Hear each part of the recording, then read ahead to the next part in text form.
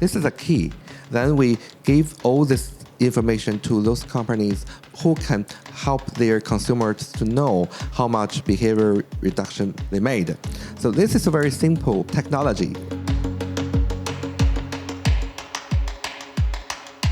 In today's Transformers, we have Professor Jean Li, Director of the Center for Carbon Neutrality, part of the giant Green Inclusive Network in China, and whose work focuses on consumer carbon emissions reduction across China. Welcome to our episode, Professor. Hi, Sharon. It's my pleasure to be here. We are delighted to have you.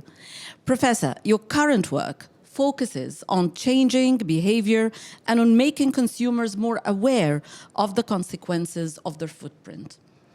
How difficult is it to change behavior patterns on a scale and within the time that is required to achieve carbon reduction targets? As you know that in China, annually, the carbon emission is about 10 billion tons per year. So it's a huge amount. It is estimated that the carbon emission from the energy industry covered about 47% of the total emission, but 53% of annual Chinese carbon emission come from the producing processes and consumption side. So it's very important to address this consumers' behaviors and make their consumers' behavior be more greener and low carbon behavior. Otherwise, it's very difficult to achieve China's 30-60 targets to be carbon neutral. So I believe it's important part not only for industry side, but also for consumer side carbon emission reduction. Changing behavior is among the most complex things that we can do, especially if we are in a hurry, and we are in a hurry. We don't have more time to lose. How difficult is it, and what tools do you use? Do you reward people for good behavior?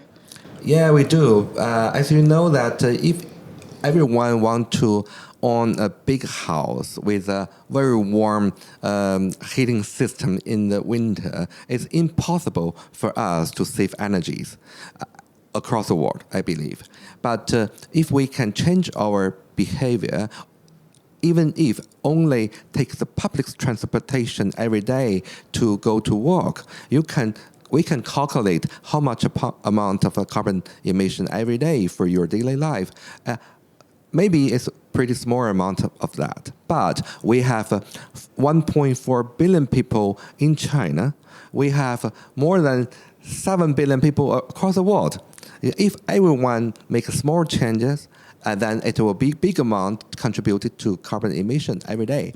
So I believe it's really critical because according to IPCC's report this year, each state announced their national carbon emission target and action. They're only about 7% achieved. But compared to IPCC's estimation, we have to make more than 40% reduce carbon reduction, then we can meet that Paris Agreement 1.5 degree targets. So we still have a lot of work need to be done. Absolutely. So let's take it very much down to earth. I'm a consumer. I want or I don't want to do good, but perhaps I am reward motivated. What do you give me if I behave properly? Other than the feeling good, I feel good. I'm a good person. I'm a good guy. What else? How can your system help me feel that by doing this, it is also rewarding for me as a consumer? As you know, in China, the online digital payment is very popular. And you can scan a code to rent a bicycle and ride your bicycle to work every day. And you can pay the bus ticket by a digital payment by your cell phone every day. But those data are split into different apps from different companies who own those apps. But our daily behavioral emission reduction, we collected those data from different giant companies like Alibaba, Tencent, Meituan, but we calculated the behavioral carbon reduction amount for all these companies with our nationwide carbon emission reduction protocol.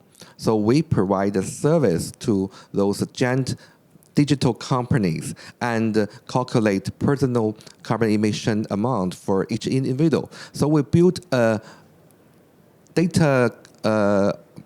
We built a data platform we called Green Inclusive Cloud, and all these big companies' data collected with our calculated carbon emission data, so we can show to everyone how many amount of carbon emission from your daily behavior change made to And everyone. this builds awareness. And People can see. Yeah, you can see it first. But Do I get some points if I behave well? yeah, we do. We provide we call carbon credit, green carbon credit for your carbon emission reduction amount, so that you can use this carbon credit to exchange some products provided by user-friendly, environmental-friendly companies like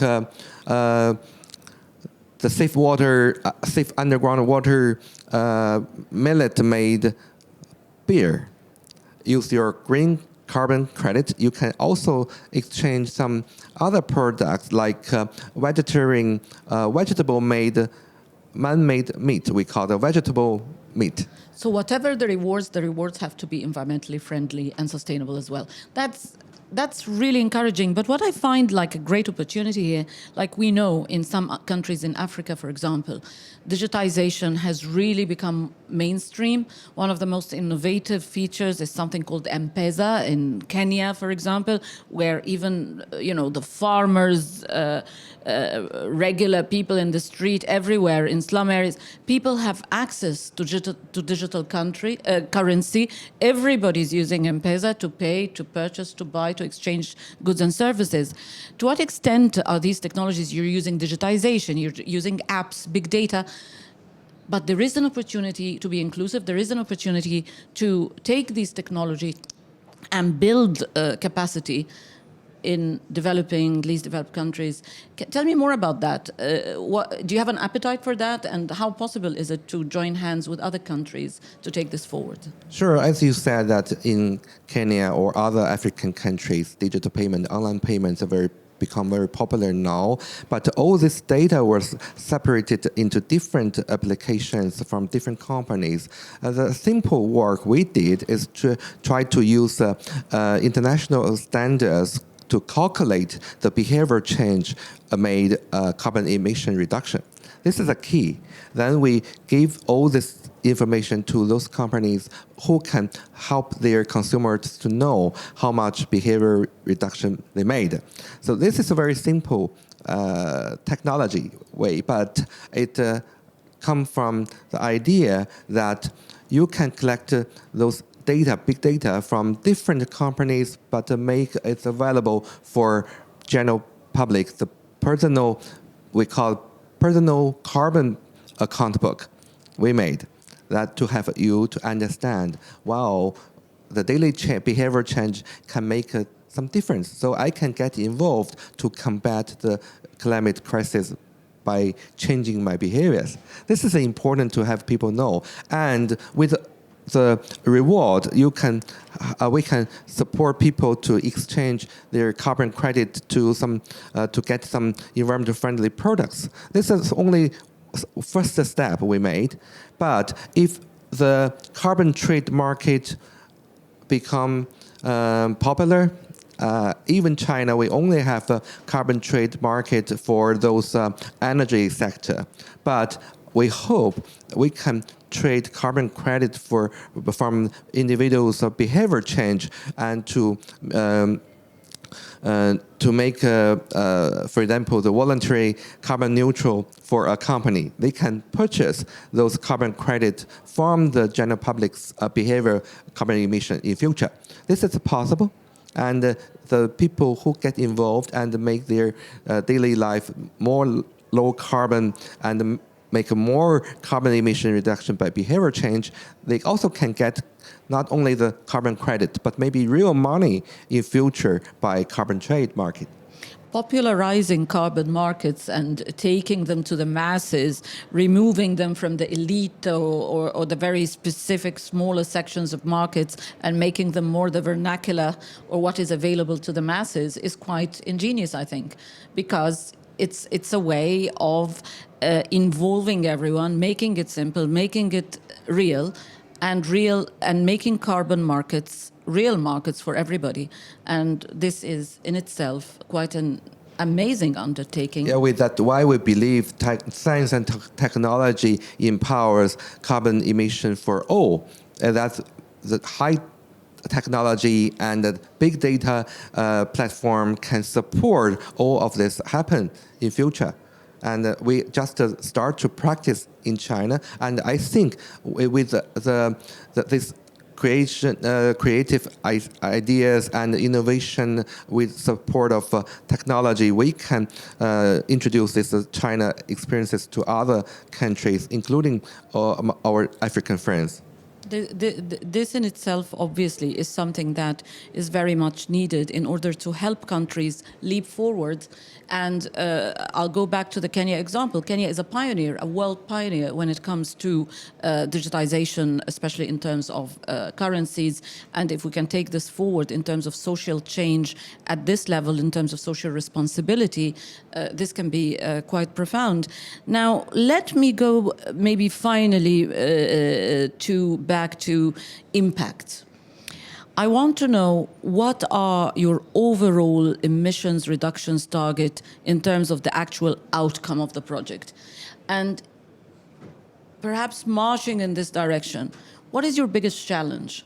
So, and how are you overcoming these challenges? So, do you have a target? Can you say, like, within a year or 2 or 3, this is how much we hope to achieve? And what do you need to overcome in order to achieve that? In the 4 months, we got 3 million people participate our personal carbon account book to reduce their daily behavior carbon emission campaign, and we got about 30,000 ton carbon emission reduction by their daily behavior change. So we have a small target.